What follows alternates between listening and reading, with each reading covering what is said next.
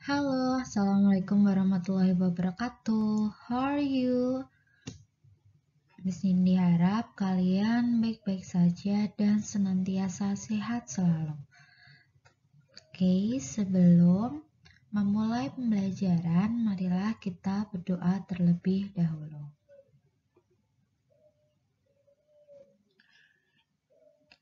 Oke, kita mulai pembelajarannya ya. Kali ini kita masih belajar pada tema 7, subtema 1 di pembelajaran 5 dan 6, yaitu ada bahasa Indonesia, PPKN, dan SPDP.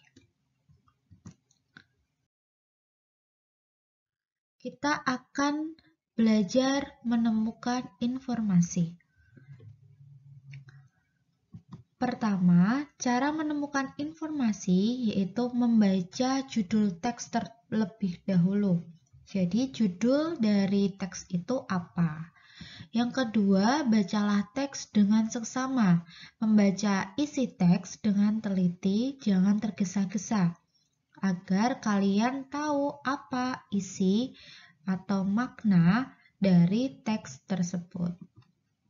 Ketiga, catatlah informasi penting, yaitu atau gagasan pokok. Jadi setiap paragraf biasanya memiliki informasi penting atau gagasan pokoknya. Setelah itu, rangkailah ide atau gagasan pokok tersebut. Jika kalian sudah menemukan informasi penting atau ide atau gagasan pokok, kalian rangkai menjadi satu. Jadi semisal dalam teks itu ada 3 paragraf. Kalian setiap paragraf sudah menemukan ide pokoknya. Setelah itu rangkailah menjadi satu paragraf dengan kalimat yang bagus, baik, dan tertata. Yang kelima, menyajikan informasi dapat menggunakan peta pikiran. Jadi kalian bisa menggunakan peta pikiran. Kemarin kita sudah belajar tentang peta pikiran. Yaitu apa sih peta pikiran? Oke, kita lihat ya. Ini contoh dari peta pikiran. Ya, peta pikiran yaitu cara mencatat yang disajikan dalam bentuk bagan. Bagan seperti ini ada lainnya. Kalian bisa buka buku tematik kalian, tema 7, di halaman 38 dan 39. Di situ ada bacaan, di 38 itu ada bacaan keragaman agama di Indonesia. Nah, teks yang di sini nanti kalian jadikan, kalau sudah kalian baca dengan teliti, kalian masukkan atau tuliskan di dalam peta pikiran di halaman 39. Itu sama persis yang ada di layar ini. Nanti tempat ibadahnya apa, kitab sucinya apa, agamanya apa, terus hari besarnya apa, kalian tulis di peta pikiran ini. Oke. Jadi kalau kalian memakai peta pikiran, menyajikan informasi dengan menggunakan peta pikiran akan memudahkan kalian dalam menyusun informasi yang penting dalam sebuah teks. Nah, itu fungsi dari peta pikiran. Oke. Setelah kalian menyajikan seperti ini menggunakan peta pikiran, setelah selesai mengumpulkan informasi penting, kalian menyampaikan informasi tersebut. Bagaimana cara menyampaikan informasi tersebut? Pertama, informasi yang kalian sampaikan sebaiknya dengan suara lantang dan percaya diri. Jadi, biar orang lain mendengarkan informasi yang kalian sampaikan. Terus menggunakan bahasa yang santun saat kalian menyampaikan informasi dari suatu teks. Oke, itu ya cara menggali informasi dari suatu teks, terus membuatnya dalam peta pikiran, terus menyampaikan informasi dari menyampaikan informasi. Oke, kita lanjut. Keragaman agama. Kemarin kita sudah bahas agama di Indonesia itu ada 6, ada Islam, Kristen, Katolik, Buddha, Hindu, Konghucu. Terus kita sudah bahas tempat agama setiap agama. Kita sudah juga bahas hari-hari besar keagamaan pada 6 agama yang diakui di Indonesia. Jadi Indonesia tuh mempunyai keragaman agama karena letak strategisnya menjadikan Indonesia sebagai tempat yang menarik bagi para pedagang internasional sehingga mereka datang dari berbagai negara dengan berbagai latar belakang agama yang berbeda-beda, terus mereka melakukan jual beli di Indonesia. Nah, hal ini menyebabkan munculnya berbagai agama di Indonesia. Itu sama dengan keragaman yang kita bahas kemarin. Faktor penyebab dari keragaman yang ada di wilayah Indonesia. Jadi karena jual beli, banyak orang-orang dari luar terus masuk ke Indonesia, jadilah adanya keberagaman agama. Oke. Di setiap agama mempunyai namanya kitab suci. Kalau agama Islam tentu kitab sucinya adalah Al-Quran. Kristen dan Katolik memiliki kitab suci berupa Alkitab. Terus agama Hindu yaitu kitab sucinya namanya Weda. Buddha kitab sucinya namanya Tripitaka.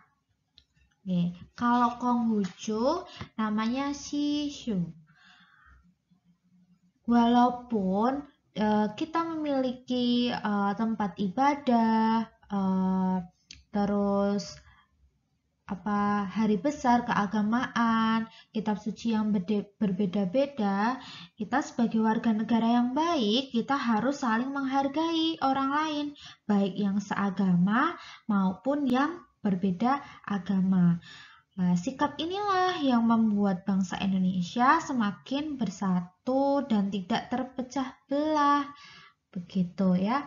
Jadi kita harus saling menghargai, saling menghormati sebuah perbedaan.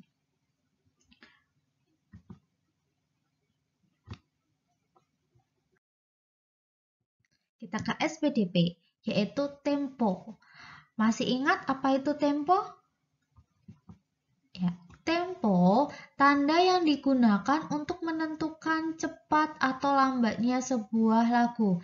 Jadi menandakan cepat lambatnya sebuah lagu. Itu namanya tempo. Nah, tanda tempo lagu itu terletak pada bagian kiri atas lagu. Jadi kalau ada lagu itu terletak di bagian kirinya. Macam-macam tanda tempo. Jadi tanda tempo itu umumnya dibagi menjadi 3 jenis, yaitu ada allegro, moderato, sama largo. Jadi umumnya itu ada 3 ini. Allegro itu berarti cepat, moderato itu berarti sedang, terus largo itu berarti lambat. Ada juga namanya khidmat, disebut maestoso. Oke, tapi umumnya ada 3 ini.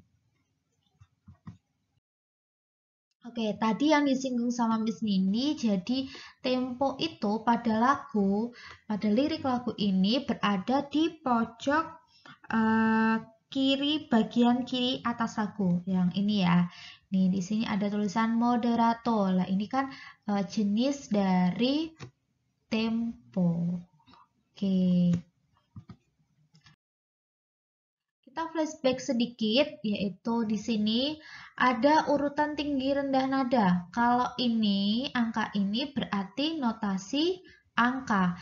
Kalau yang ini, di bawah ini, berarti ini apa? Notasi not balok ya.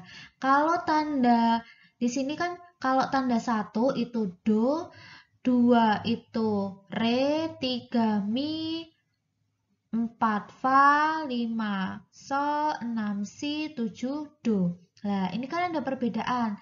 Kalau titiknya di bawah berarti dia nadanya rendah. Jadi kalau di nada itu kan ada dua, tinggi sama rendah.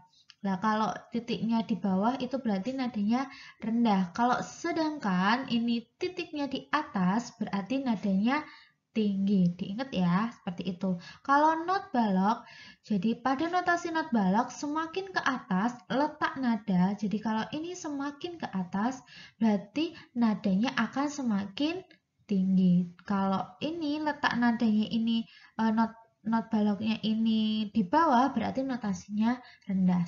Seperti itu ya. Oke. Indonesia memiliki banyak keragaman, lagi-lagi memiliki banyak keragaman suku, bahasa, agama. Sekarang Indonesia memiliki banyak keragaman lagu, seperti lagu daerah sama lagu nasional. Jadi setiap daerah itu mempunyai lagu-lagu daerah. Jadi kalau di Jawa Tengah mempunyai lagu daerah sendiri. Di Jawa Barat juga ada, di Kalimantan, di Papua mempunyai ragam atau beberapa lagu daerah. Contohnya di sini, Apuse.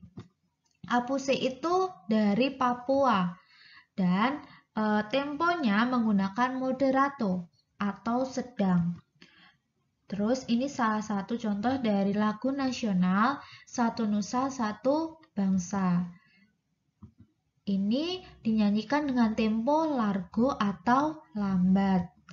Terus ada Bubui Bulan. Bubui Bulan ini ada lagu daerah dari Jawa Barat. Itu temponya moderato atau sedang. Ada Ampar-ampar pisang. Itu dari Kalimantan Selatan. Tempo yang digunakan tempo moderato atau sedang. Untuk lebih tahu lagi tentang apa sih lagu daerah, apa saja lagu daerah di Indonesia, kalian bisa baca di tematik tema 7 halaman 43. Oke. Sampai halaman 44 itu ada banyak sekali lagu-lagu daerah di Indonesia. Oke, sekarang kalian akan menonton salah satu lagu daerah di Jawa Tengah, yaitu judulnya Suwe Ora Jamu. Nanti kalian lihat, terus tugas kali ini kalian membuat video, yaitu menyanyikan lagu daerah dari Jawa Tengah, yaitu Suwe Ora Jamu. Nanti udah bikin video, kalian nyanyi, kirim ke Miss Nindi. Oke ya, terima kasih untuk pembelajaran hari ini. Semoga bermanfaat. Thank you for today. Wassalamualaikum warahmatullahi wabarakatuh.